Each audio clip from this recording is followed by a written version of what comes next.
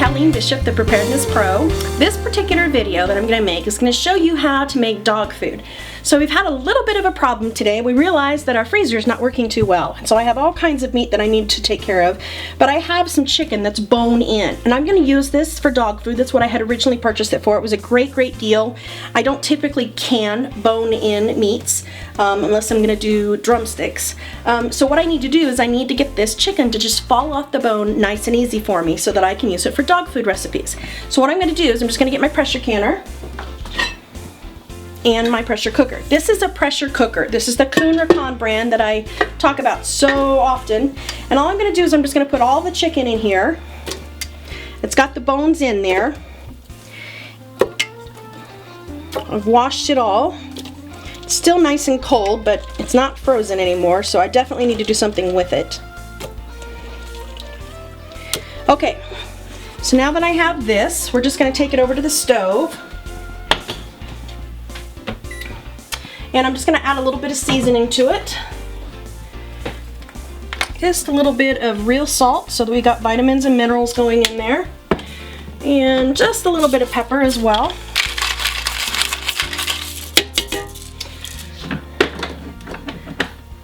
And then I'm just going to put about 2 cups of water in here. You want just enough water so it starts to show when you're using a pressure canner.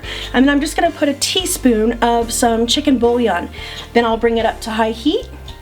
We'll come back. So just Shirley J chicken bouillon that I love because it actually has chicken in it.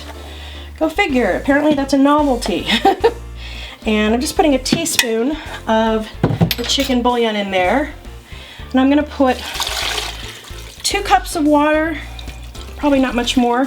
All I want is I want just enough water to show, because I'm not boiling the chicken, I'm pressure cooking it, and that makes use of steam.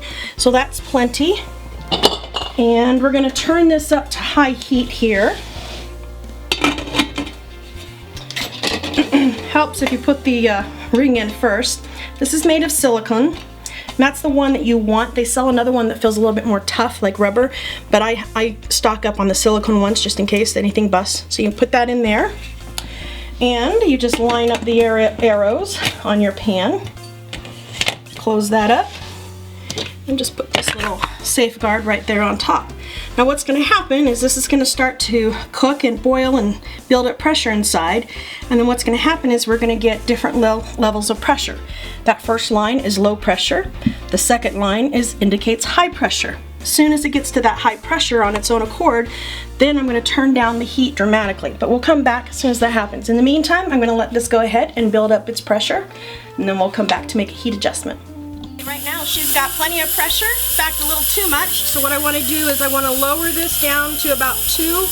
That may not necessarily be the number you'll use for your stove, I'm just familiar with what mine is. And I'm going to release some of the pressure. You can't do this way on most pressure cookers, but you can on this. I just don't want it quite so uppity.